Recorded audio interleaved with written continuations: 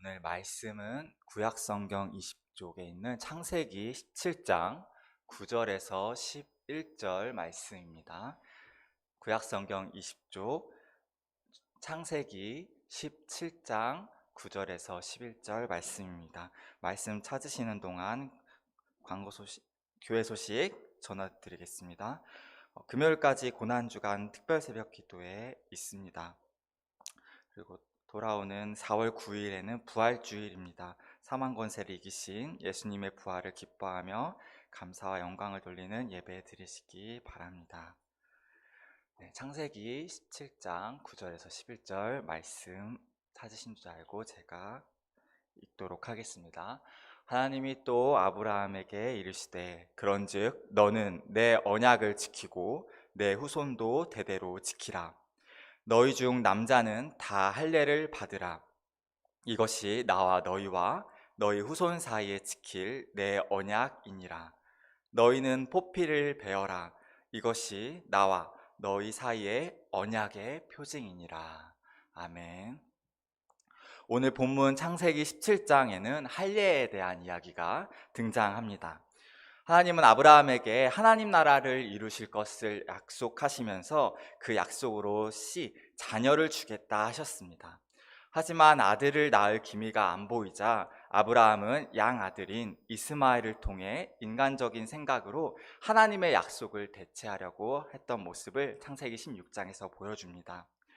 아브라함의 아내 사레가 나이도 들어가고 아브라함 입장에서는 인간적인 마음으로 하나님의 약속에 대한 의심이 싹트기 시작합니다. 그러는 가운데 오늘 17장 1절에 보면 아브라함의 나이 99세에 하나님이 찾아오십니다. 그때는 이스마엘이 13살이 되던 해입니다. 왜 하나님은 이스마엘이 1살일 때 찾아오지 않으시고 13살이 됐을 때 다시 찾아오셨을까요? 이스마엘이 1살일 때에는 아브라함이 아직 이스마엘에 대한 기대가 크지 않았을 것입니다. 그런데 이스마엘이 점점 성장하면서 불안함이 커집니다. 언제쯤이면 내게 아들을 주실까? 이스마엘이 13살이 될 때까지 하나님은 아브라함에게 친자를 주지 않으셨습니다. 그러시더니 아브라함에게 오늘 본문에 나타나셔서 할례를 행하라 라고 말씀하십니다. 할례를 행한다는 것은 남성의 포피를 베는 행위입니다. 할례를 단순하게 겉으로 행하는 행위로만 볼 것이 아니라 오늘 설교를 통해 그 신학적인 의미를 살펴보려고 합니다. 하나님은 아브라함에게 자손을 주기로 한 약속을 지킬 거다라고 하십니다.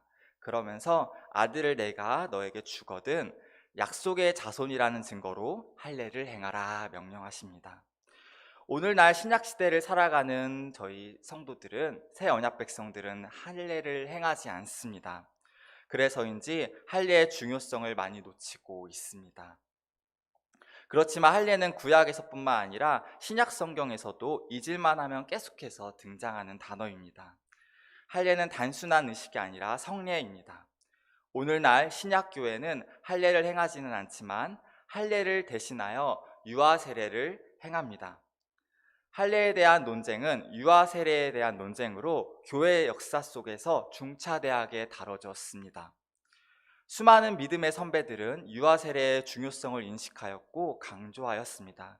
특별히 칼빈은 제세례파와의 논쟁을 통해서 유아 세례의 중요성을 강조했습니다. 제세례파는 오늘날 침례교로 발전했고 이름 그대로 어른이 되면 다시 세례를 침례를 줘야 한다라고 주장을 합니다. 제세례파는 유아 세례를 인정하지 않았습니다. 아니 어린아이들이 신앙도 없고 예수님도 모르고 죄가 뭔지도 모르는데 어떻게 그렇게 신앙 고백도 할 수 없는데 세례를 줄 수 있냐라는 것입니다. 그래서 침례교에서는 유아 세례가 아니라 헌화식을 합니다. 이러한 주장은 사람의 생각으로는 합당하고 그렇지 애들이 뭘 알겠어 뭘 알고 세례를 받겠어 그런 합리적인 생각으로 받아들여질 수도 있지만 복음을 온전히 이해하지 못한 결과입니다. 아브라함에게 하나님은 아들 이삭을 낳으면 할례를 행하라 말씀하십니다. 할례를 행함으로 아브라함과 맺은 언약 안에서 하나님의 나라가 대를 이어 펼쳐질 것을 말씀하신 것입니다. 아브라함의 자손들이 대대로 할례를 행함으로 언약 백성으로서 하나님께서 거듭남의 은혜를 표하고 인치겠다라는 약속의 말씀, 복음의 말씀이 바로 오늘 본문 말씀입니다. 할례를 바라볼 때 할례를 행하는 것이 단순히 자녀를 언약 안에 거하게 한다라는 의미에 그치지 않습니다. 제가 작년에 사역했던 교회에서 이제 후원해 주시던 이스라엘 선교사님이 선교 보고를 하러 교회에 오셨던 적이 있습니다. 그래서 저는 이제 이스라엘에서 사역을 하시니까 질문을 드렸습니다. 구약 이스라엘 백성은 어떤 사람들입니까? 라고 질문을 드렸습니다. 그들의 존재는 어떤 존재고 정체성은 어떠합니까? 이렇게 질문을 드렸는데 대답을 못 하시는 거예요. 그래서 제가 너무 추상적으로 질문을 드렸나 보다 해서 구체적으로 옛 언약 백성들은 성령이 내주했던 성도입니까? 라고 질문을 다시 드렸습니다. 그랬더니 잠깐 생각하시더니 대답을 해주셨습니다. 그냥 언약 백성입니다 라고 대답을 해주셨습니다. 그냥 언약 백성이 뭘까 한참을 생각하기도 했었습니다. 거기서 대화는 끝났습니다. 제가 이해를 못해가지고 그냥 언약 백성이 뭘까? 아브라함의 자손인 이스라엘 옛 언약 백성은 성령으로 거듭난 성도입니다. 할례를 통해 아브라함의 자손들은 언약 안에 거하고 성령의 내주하심을 통해 마음의 할례, 즉 거듭났기 때문입니다. 할례는 겉으로 그냥 의식하는 것의 수준에 그치지 않습니다. 할례라는 것은 그리스도의 구속의 은혜와 성령의 내주함으로 인하여 어린아이가 의롭게 되었다는 것을 인친 것입니다. 사도 바울은 로마서에서 이를 증언합니다. 아브라함이 할례의 표를 받은 것은 무할례 시에 믿음으로 된 의를 인친 것이니. 사도 바울은 골로새서에서도 할례의 비밀에 대해 설명해 줍니다. 바울은 주저없이 구약시대의 유대인의 육체에 행한 할례와 신약시대의 그리스도를 통해 얻은 세례를 비교해 줍니다. 사도 바울은 할례와 유아 세례가 동일한 의미를 갖는다라는 것을 알려줍니다. 또 그 안에서 너희가 손으로 하지 아니한 할례를 받았으니 곧 육의 몸을 벗는 것이요 그리스도의 할례니라. 구약 백성들이 손을 통해 육체의 할례를 행한 것처럼 예수 안에서 세례를 통해 그리스도의 할례에 참여함을 말합니다. 할례 곧 세례가 육의 몸을 벗는 것이다 라고 정의합니다. 즉 할례에 참여하는 것이, 세례에 참여하는 것이 죄인이었던 옛사람이 죽고 의로운 새 사람으로 다시 사는 것을 의미한다는 말입니다. 너희가 세례로 그리스도와 함께 장사되고 또 죽은 자들 가운데서 그를 일으키신 하나님의 역사를 믿음으로 말미암아 그 안에서 함께 일으키심을 받았느니라. 아멘. 사도 바울은 할례에 대해 매우 값진 의미를 가르쳐 줍니다. 할례를 통해 구약 백성들이 죄사함에 참여했다는 것입니다. 물론 할례 자체에 죄사함의 효력이 있는 것은 아닙니다. 그리스도의 구속의 은혜에 근거한 할례였기 때문에 효력이 있다는 말입니다. 결론적으로 육체 할례는 8일 만에 행해지는데 그 전에 마음의 할례가 선행되었다라는 것입니다. 그리스도의 구속의 은혜와 성령의 내주하심으로 인한 외적 증표인 육체적 할례의 유효함을 말해줍니다. 구약 백성들에게 할례는 그리스도의 죽으심과 부활에 참여하는 의식이었습니다. 할례는 하나님이 약속의 자녀들인 언약 백성에게 주신 소중한 선물입니다. 할례는 믿음으로 의롭게 되었다는 것을 외적으로 인친 것이므로 거듭남에 참여했던 증표로 구원론의 관점에서 살펴보아야 합니다. 할례에 대한 논쟁은 사도행전 15장에서 예루살렘 공의회에서도 대두됩니다. 신약에서는 실체이신 예수 그리스도께서 오셨고 성령님께서 오순절에 실체로 보여주셨기 때문에 이제는 과거의 흔적으로 할례를 행할 필요는 없어지게 되었습니다. 하지만 신약시대에는 유아 세례에 대한 논쟁이 다시 계속해서 대두되었습니다. 이제부터 역사 가운데에서 칼빈이 어떻게 오늘날의 할례, 즉 유아 세례에 대해서 생각했는지 나눌 겁니다. 그 전에 한 가지를 분명히 하고 싶습니다. 왜 아직도 할례가 중요한가? 유아 세례가 그렇게 중요한가? 의아하실 것 같습니다. 할례에는 복음이 담겨 있습니다. 유아 세례에는 복음이 담겨 있습니다. 어떤 복음이요? 거듭남에 대한 복음입니다. 거듭남이 뭡니까? 거듭남은 존재가 변하는 것이고 성령이 내주하심으로 다시 태어나는 것입니다. 요한복음 3장에서 니고데모에게 예수님은 거듭남에 대해서 설명해 주십니다. 거듭나지 아니하면 하나님의 나라를 볼 수 없다. 거듭나지 아니하면 하나님의 나라에 들어갈 수 없다. 라고 얘기하셨습니다. 그럼에도 불구하고 니고데모는 아니 예수님, 사람이 한번 어머니 뱃속에서 나왔으면 됐지 어떻게 다시 어머니 뱃속에서 들어갔다 나올 수 있습니까? 라고, 사람이 어떻게 두 번 태어날 수 있습니까? 라고 반문합니다. 예수님은 너는 성경을 가르치는 사람이 아니냐, 그런데 어찌 거듭남에 대해서 모르느냐 하며 화를 내십니다. 예수님께서 니고데모에게 화를 내신 이유는 거듭남이 복음에서, 하나님 나라에서 아주 중요하기 때문입니다. 이제부터 칼빈에 대한 이야기를 하려고 합니다. 칼빈은 제세례파와의 논쟁에서 유아 세례를 강조한 것은 칼빈은 유아 세례에서 복음을 보았던 사람이기 때문입니다. 우린 장로교는 칼빈의 후예들입니다. 장로교회는 칼빈의 신학을 받습니다. 칼빈이 유아 세례를 통해 보았던 복음을 칼빈의 후예들인 우리도 볼 수 있어야 합니다. 할례를 통해 우리는 성령의 내주하심, 거듭남의 은혜를 볼 수 있어야 합니다. 할례 자체의 효능이 아니라 할례를 통해 성령님의 역사하심을 볼 수 있어야 합니다. 16세기, 17세기에 칼빈의 종교개혁과 함께 제세례파라는 종교개혁자들도 등장을 했습니다. 제세례파는 이름 그대로 다시 세례를, 어렸을 때는 아무 의미 없다, 어른이 됐을 때 받는 세례가 침례가 진정한 침례다라고 주장한 자들입니다. 유아 세례를 인정하지 않았습니다. 유아들의 거듭남을 인정할 수 없다 말한 자들입니다. 이러한 제세례파와 칼빈은 맞서 싸웠습니다. 예수님은 어린 아이들이 가까이 오는 것을, 나에게 오는 것을 막지 말라 말씀하셨습니다.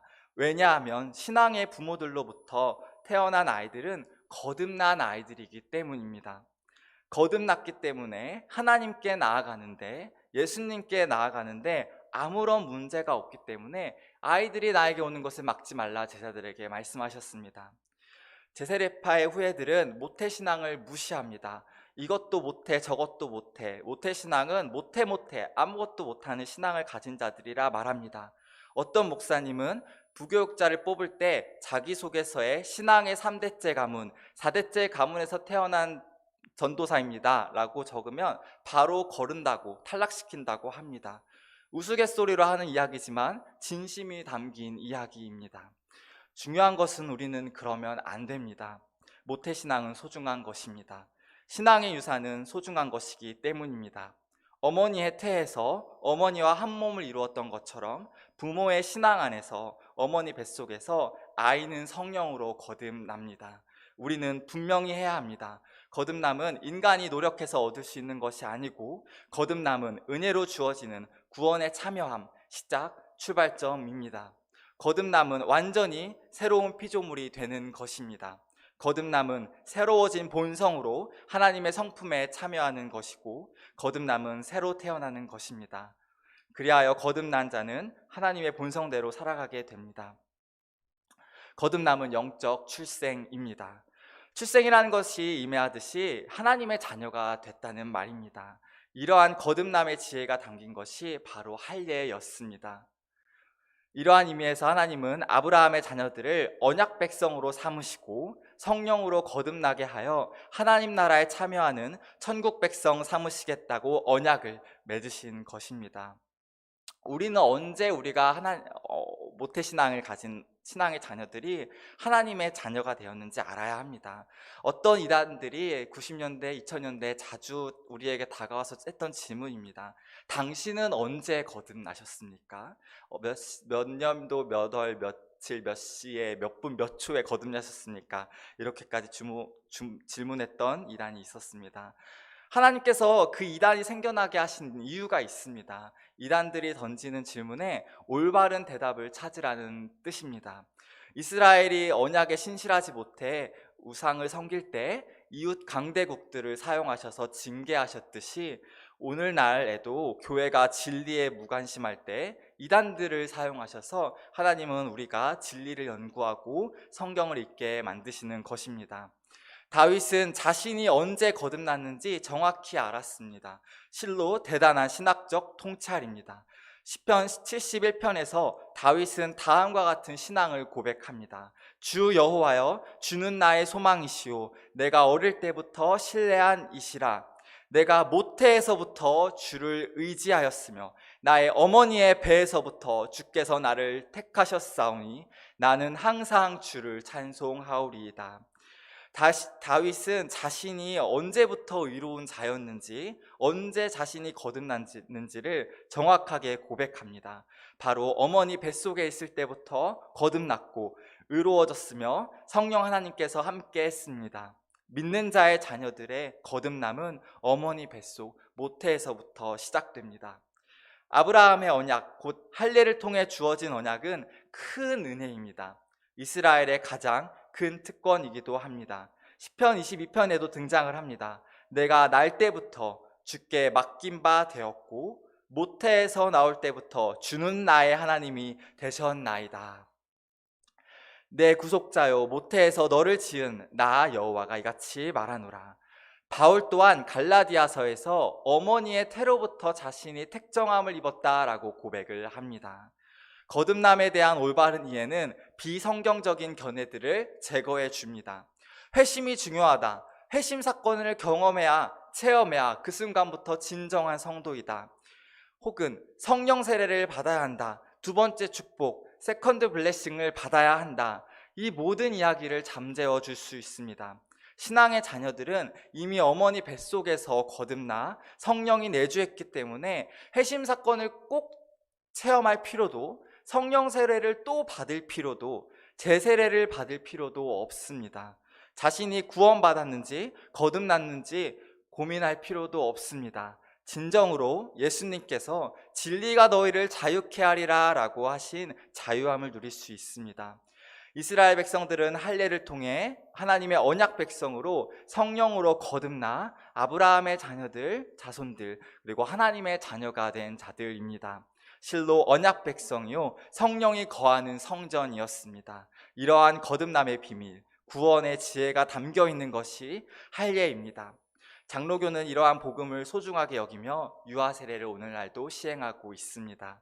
칼빈은 할례에서 구약의 거듭남의 복음을 발견했습니다. 칼빈은 단지 신학적인 논쟁을 한 것이 아니라 복음을 지키고자, 복음을 수호하고자 유아 세례를 강력하게 주장했습니다. 할례에 담긴 거듭남의 복음을 잘 간직하고 보존할 수 있는 성도들 되길 원합니다. 할례를 통해 임했던 성령 하나님의 역사하심을 보는 것은 구약 성경을 이해하는 데 엄청난 도움을 줍니다. 구약에서 거듭남을 볼 수 있고 성령의 내주하심을 본다면 언약에 대한 이해, 할례에 대한 이해, 구원에 대한 이해, 하나님 나라에 대한 이해, 교회에 대한 이해, 이 모든 것이 구약 시대부터 잘 정립될 것입니다. 할례를 통해 하나님은 하나님 나라를 아브라함의 자손들을 통해 이루어 가십니다. 옛 언약 백성들은 아브라함의 하나님, 이삭의 하나님, 야곱의 하나님 안에서, 하나님의 언약 안에서 하나님 나라에 참여하고 하나님의 통치에 참여했습니다. 그 언약의 계보에 하나님은 오늘 본문에서 아브라함에게 자녀를 낳거든 할례를 행하라, 인을 쳐라 명하십니다. 할례에 담긴 복음을 잘 발견하여 구약 성경을 읽는 기쁨을 누리는 귀한 성도님들 되시기를 기도합니다.